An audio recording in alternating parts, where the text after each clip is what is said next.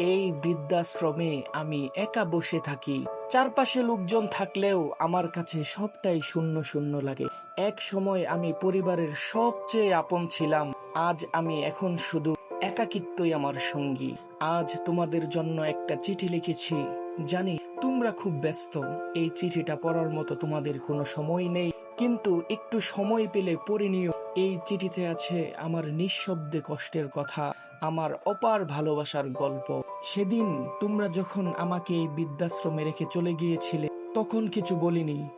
শুধু মনে হচ্ছিল আজ আমি একটা বোঝা হয়ে গেছি তোমাদের কাছে। তোমরা পিছনে না তাকিয়ে চলে গেলে, আর আমি তখন থেকেই অপেক্ষা করছি একটা খোঁজ নেওয়ার জন্য।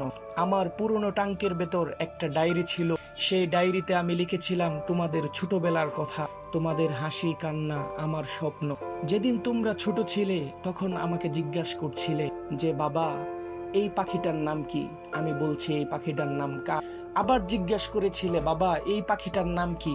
আমি বলেছিলাম এই পাখিটার নাম কাক। আবার জিজ্ঞেস করেছিলে বাবা, এই পাখিটার নাম কি? আমি বলেছিলাম বাবা, এই পাখিটার নাম কাক। সেদিন 100বার জিজ্ঞাসা করেছিলে, তারপরও আমি তোমাকে 100বারই উত্তর দিয়েছি বাবা, এইটার নাম কাক। সেই দিন আমি কোনো রাগান্বিত হইনি, শুধু তোমাদেরকে ভালোবেসেছিলাম। তোমরা যখন সেই ডায়েরি পড়লে, বুঝলে আমার ভালোবাসা কখনো শেষ হয়নি। আমি কখনো অভিমান করিনি, শুধু তোমাদেরকে ভালোবেসেছিলাম। চেয়েছি তোমরা ভালো থাকো, কিন্তু ইচ্ছা ছিল শেষ সময়টা যেন তোমাদের সাথে কাটাতে পারি। আজ আমি নেই, তবুও তোমরা ফুল হাতে আসা, এটাই অনেক বেশি। যে শেষ সময় হলেও তোমরা আমাকে মনে রেখেছো, তোমরা আমাকে স্মরণ করেছো। কিন্তু এখন আর স্মরণ করে কি বা লাভ হবে, কারণ আমি তো আর তোমাদের মাঝে নেই। আমার মতো আপন করে তোমাদেরকে আর কেই বা দেখবে, কেই বা তোমাদেরকে স্নেহের চাদরে ঢেকে রাখবে।